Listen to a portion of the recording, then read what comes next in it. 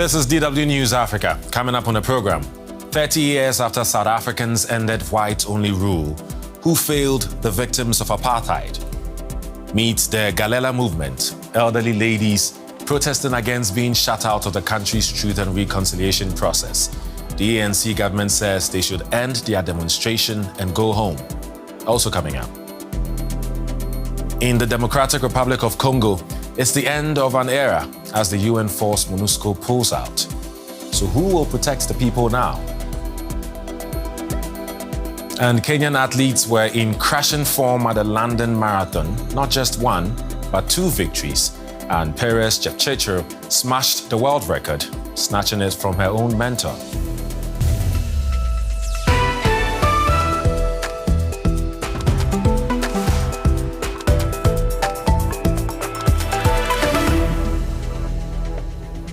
I am Eddie Micah Jr., and you are welcome to the program. 30 years ago saw a historic day for all South Africans. The country's first democratic elections brought an end to apartheid and decades of violent, racist, white minority rule. South Africa's first government, led by Nelson Mandela, chose to pursue forgiveness over persecution. It introduced the Truth and Reconciliation Commission. Perpetrators and victims of violence and human rights abuses could give testimony and request amnesty from both criminal and civil prosecution. But till today, thousands in South Africa still feel let down. Some of them, elderly citizens who often fought apartheid, are demanding reparations for the crimes they suffered, as Diane Hawker reports from Johannesburg.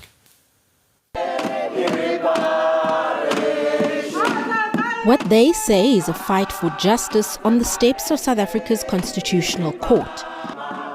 Members of the Galela movement have spent the last 5 months camping here on the court steps. They say many victims of apartheid-era crimes are being ignored, even though the government has a fund worth $100 million for reparations. Nomarashia Bonase is the group's leader and says many of the members missed out on the Truth and Reconciliation process. I feel down and I feel the government is not doing any justice, not only to me, to each and every victim in South Africa by not by not even creating that platform. Because I feel like it's a part one, is a healing session to speak out, to be listened at, and at the same time to be redressed. Bonase says she was beaten by apartheid police while working as an activist. But perhaps the most painful scar is the loss of her brother. She says he was murdered by the army in 1993 during a vigil for liberation activist Chris Hani. It took about a week not knowing where his whereabouts, his body, until I had to go to the government mortuary in Germiston, where I found a packed of corpse, dead bodies who were packed like bags of cement on top of. In order to get to know his body, I have to ask also the person who was working there, can you help me? Because I feel like my brother is amongst those. Bonase says his death was never investigated. The sister organization, the Khulumani Support Group, has 130,000 statements from people who missed out during the DRC process. Statements it says the government should consider. It says many victims were not comfortable to speak out so soon after apartheid, while others didn't have the means. The state never announced where the TRC statement takers would be. I mean, it was pure luck if you even heard of it. And then also because people were basically really destitute already at that time, they didn't have money to take taxis to go to the statement takers. Those were some of the very practical problems. We have documented this all for the Department of Justice because we think it's completely unjustified to just close the doors when all this work has been documented. And and the flaws are actually on the side of the state, Despite the research and despite the protest, the government says it's too late to reopen cases. When it comes to the people that are currently living outside the Constitutional Court, are you saying that they should simply go home? Yes, they should go home. And we raised it with them when we were there, that there is no need for them to be there out in the cold on this thing, because ourselves, there is nothing that we can do. The parliament has the list, is closed, the regulations are done through the processes of parliament, and it will be a irregularity for us to open the list. The South African government says it will use the reparation fund for housing, education and healthcare for the 21,000 people on the current list. Members of the Galela victims group say the only thing stopping the government from putting more people on that list is a lack of political will. After decades of writing letters and lobbying, they hope their physical presence at the heart of the justice system might shame the government into action. Joining me now is Yasmin Suka, former Truth and Reconciliation Commissioner. Hello and welcome to the program, Madam. With so many victims of apartheid not being heard and still waiting for compensation, did the TRC fail? No, I think the TRC was a huge success, and that it certainly achieved what it was meant to do in terms of the legislation. I think the failure to deal with what we call the unfinished business of the Truth Commission must lie squarely at the feet of the state and also the National Prosecutorial Authority, because, it was always understood that if people did not apply for amnesty, which was conditional, or if they failed to get amnesty, then the law would follow its course. And so in 1998, when the Commission completed its hearings, it handed a list of more than 300 cases to the National Prosecutorial Authority. And of course, in this period of, I would say, 26 years, less than 20 are seeing the light of day. And that is why I think we're looking at this question of what political interference there was in dealing with these issues. Right. You seem to be pointing fingers at the government. So let me ask you this. The government says it's too late to reopen cases. Is it really too late, or is it a lack of interest to compensate victims of apartheid-era crimes? I think it's a lack of political will. And, if these cases had been investigated and if perpetrators had been put on trial 20 years ago, then, of course, I think you'd have seen more justice for victims. But because we discovered in the course of forcing the state to do its job that, in fact, there had been political interference on the part of the state, and in fact, a moratorium really was put in place not to investigate these cases and not to prosecute these cases. And that is why so many years later, I think victims are really struggling for justice. I don't think it's ever too late, to deal with these cases. And in fact, if you look at the 20 cases which we have been pursuing on behalf of victims, we've had a number of successful inquests. And right now, what we have are at least 3 trials which are ongoing in the courts. And I think this is the same as in many countries, including places like Argentina and Chile, where prosecutions continue many, many years later. Okay. I think the biggest problem, of course, is that, perpetrators are passing on. And of course, the families of victims are not young either. And so this is, I think, creating quite an impasse. Definitely quite an impasse. Can you really help me understand why an ANC government that was part of the liberation is somehow suppressing cases of victims? When you consider that, in fact, most of the victims that we're speaking of were people who gave up their lives in the struggle for liberation, it does seem rather strange And in fact, when one has asked many ANC stalwarts, one of the answers we've received is that, if we prosecute, then they're going to mount private prosecutions, which I think really is a nonsense. But I think the second more interesting response, which I have received, is that there's a real fear that, many people who were informers, as is in most conflicts, that they would be unmasked. And I think that lies at the heart of why an ANC government didn't deal with it. We, of course, are saying that if we want to get to the truth of why the investigations and prosecutions didn't happen, then we need an independent commission of inquiry, one which will have the powers to call the former president Mbeki as well, because it's under his regime that the moratorium was put in place. Right. So how optimistic can we be that the ongoing public activism and protest could force the government to address the issue, especially ahead of elections?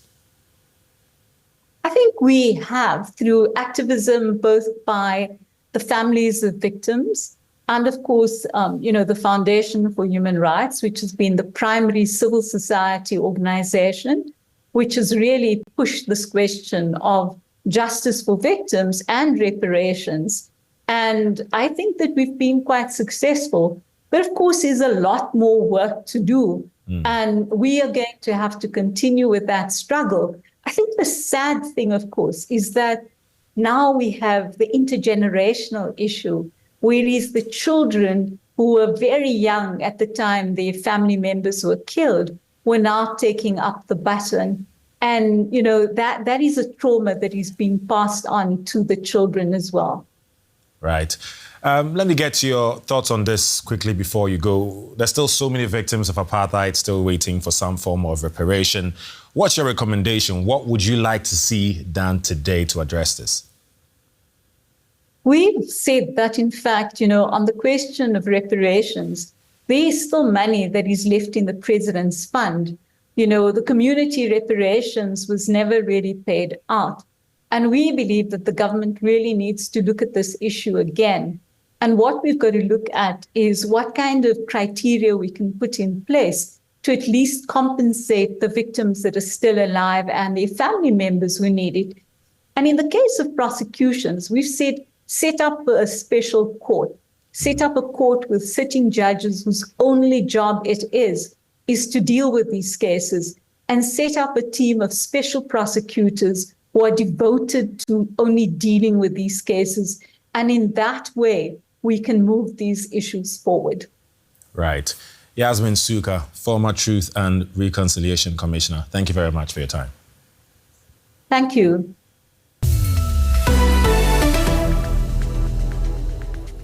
Let's now go to the Democratic Republic of Congo, where the UN peacekeeping mission MONUSCO is leaving after 25 years. A departure requested by the Congolese authorities. That's worrying some people, especially in remote areas like the high plateau of South Kivu, where insecurity persists. DW's Paul Dorgerie reports from Eastern DRC. It looks like the Congolese army, the FARDC, is in another fight with one of the many armed groups operating in South Kivu. But this is an exercise. They are learning what they can from Pakistani peacekeepers before they have to continue on their own. My men are learning from MONUSCO. We're preparing for MONUSCO's departure. So we're learning what we'll have to do after they leave. They've run through many basic techniques together, and by the end of April, the 120 peacekeepers will leave their base in the village of Mikenge to the Congolese military. This is an under-equipped army whose reputation includes accusations of embezzlement and often non-payment of soldiers' salaries, but the departing team sees some advantages. We are training the FARDC troops. We've been conducting the training for about 15 days now. We've trained them in the basic combat drills, basic normal safety precautions, anti-riot handling with the locals. And they are already, since they are the locals, and the FARDC employs their locals, and they are well conversant with the local customs and traditions.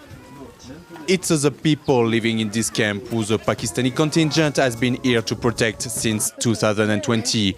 There are some 2,500 here. They fled a decade-old communal conflict which flared up again in 2019 with fresh violence between different local armed groups. Thousands have been forced from their homes.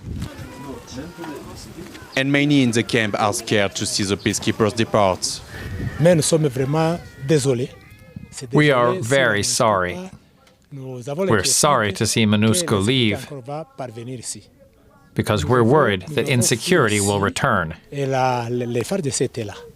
We fled here even though the Congolese military was in our village. So we have no assurance that they will be able to protect us like MONUSCO did. The Pakistani soldiers are leaving this village today, initially for a base further north. MONUSCO is leaving Congo because the government asked them to go, saying it achieved little, despite more than 20 years in the country. The UN soldiers should be gone from South Kivu by the end of April, and from the rest of the country by the end of the year. For more on this, let's bring in Paul Lorgerie, DW correspondent in the Democratic Republic of Congo. Hello, Paul. According to the withdrawal plan, MONUSCO will transfer all of its bases to Congolese authorities and security forces. But how prepared are they to take over?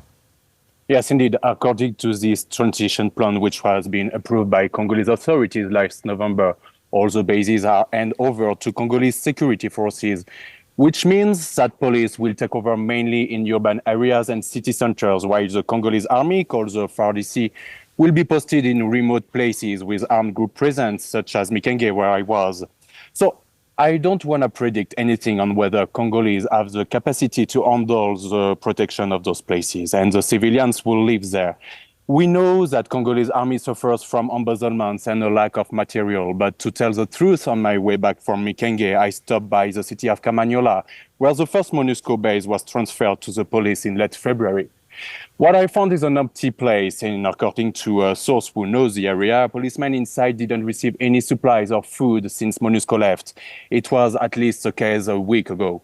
Oh, that's interesting. That doesn't sound like a team ready to take over, but, well, we'll never know how things go from here. Also, what was interesting from your report is that some people are concerned about the withdrawal of MONUSCO. Give us a sense of how much support there is for the MONUSCO withdrawal. Yes, here in Eastern Congo, we've got to do the difference between people living in city centers, such as Goma, where I stand now, and remote areas. Philemon Chiza, you've heard him, and other people I've talked to were afraid that violences could spark again. But still, South Kivu is pretty quiet at the moment. Though up north, in Ituri presents, for instance, a really violent conflict is still going on. Tens and thousands of people took refuge around different MONUSCO bases, and MONUSCO top leaders are really concerned to leave this place, even though local authorities assured many policemen are today being trained and they'll be able to fulfill the vacuum. So here's the thing. After more than 20 years of MONUSCO security in the DRC, they were criticized by many, right? What main issues did people have against them? Well, before MONUSCO, you had MONUC, a peacekeeping mission settled back in 1999. And it changes to MONUSCO. Stabilization of the country was added to the mandate, but Congolese saw little changes of its action.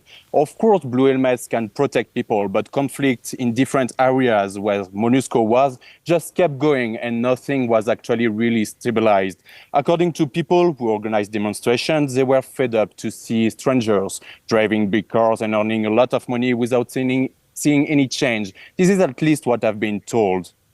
Right. So people hunger got worse and worse until the M23 rebel group endorsed by Rwanda reborn from ashes in late 2021 after being defeated in 2013 by the MONUSCO. But this time, Bitu Keita, head of the MONUSCO, it was this was she said at the Security Council, which decided Congolese President Felix Tshisekedi to act the withdrawal. So years of security forces on the ground has not stopped the conflict between especially the M23 rebel group and Congolese forces. This has led to international calls for a diplomatic solution. But how realistic is a diplomatic solution? Like, I need to do a little introduction because the situation here around Goma is getting worse and worse. Hundreds of thousands of people were forced their homes and now live in IDP camps around the city. Close to 1 million people were actually displaced within the city, which is today surrounded by the M23.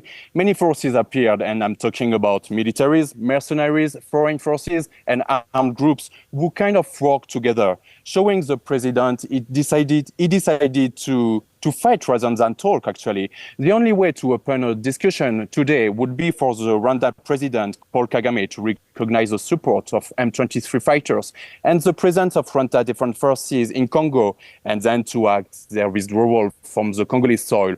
But as long as he will deny it, it looks like the situation will be just frozen.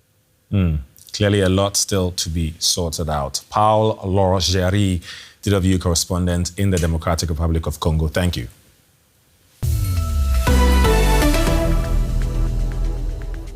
Now, East African athletes were in dominant form at the 44th London Marathon, a race that saw not just one, but two Kenyan victories.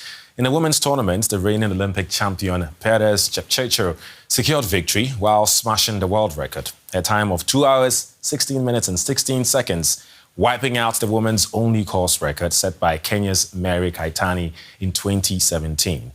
Alexander Mutiso Munyao made it a Kenyan double with his victory in the men's race. Munyao trailed the Ethiopian long-distance legend Kenenisa Bekele through the streets of London, only to pull ahead in the final kilometers and take the men's race.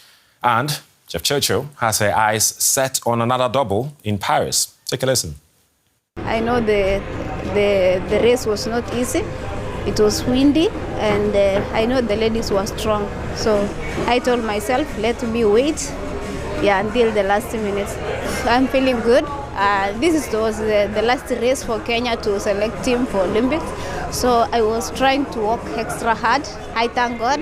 I know now I have my tickets to Paris. Yeah. And my colleague Lola De Adewuyi from DW Sports joins us here in the studio. Hello, Lola De, nice to have you here. Chepchirchir taking a world record from another Kenyan woman, Mary Kaitani. It's like world record relay for them. What's the secret of their success? The Kenyans are traditional marathon runners, and Perez Chepchirchir taking this record, I mean, just plays into the game because she looked up to Kaitani when she was a teenager, who was her idol, her mentor, and now just taking the record from her, it just continues. Like Kaitani's handing the baton over. But also, Chepchirchir is not new to the game. She was Tokyo Olympic Games marathon gold medal winner, New York marathon winner, Boston marathon winner, and she's now turned the bronze she won at the London Marathon last year to gold this year. So it's progress for her, and she could be a new force, another force at the Olympic Games this year. Sounds like all she does is win, win, win, no matter what. But it's not just the women team winning. The men also enjoyed success. Tell us more. Alexander Munyao of Kenya defeated Ethiopian great Kenenisa Bekele, second place at the London Marathon also. For Munyao, he dedicated the title to his great friend, Kelvin Kiptum, the guy who won the marathon last year, who unfortunately died in February this year. You know, so it's Kenya and Kenya again and over again. So just the legacy of running in Kenya is huge, and going into the Olympic year, we were expecting that Kelvin Kiptum, who was the world record holder, would come into this year and really do great things, but he died. But his legacy lives on, you know. I guess it's fair to say Kenya has a world record holder in heaven. That's a beautiful way to put it. Looking at the success being chalked or enjoyed by Team Kenya, overall, there's the Olympic Games coming up. What can we expect from Team Kenya and indeed the African teams? I think Kenya has quality all over the track. You know, every new race there's a new name coming up, and they've got greats like Kipchoge still in line for the Olympics. So with Jepchicho, the defending champion in the women's also. So I think Kenya still has it, but there'll be Ethiopia on their heels and Uganda, you know, but it makes for an interesting Olympic Games this year in Paris. Yeah. Just to be clear, Nigeria has no chance in any of this, right? Oh no, Nigeria will be competing only, I think, in the women's hurdles and the women's long jump. But I think because Nigeria has the world record holder in the women's hurdle, so it's a thing of pride with in terms of that. Definitely. Hold on to that pride until Team Ghana takes, you know, that record away from you guys. Well, since Leonard Miles Mills, I haven't seen any Ghanaian runner worthy of that. Okay, but we'll wait to see. You're about to see. Let's wait and see. As you expect, when the Ghanaian and Nigerian are talking sports, it's always going to be a lot of banter. But thank you very much. But it's not jollof. It's definitely not jollof. Lolade Adewumi from DW Sports. Thank you very much. Thank you. And on that jollof note, we end the program. Thanks for watching. See you next time. Bye for now.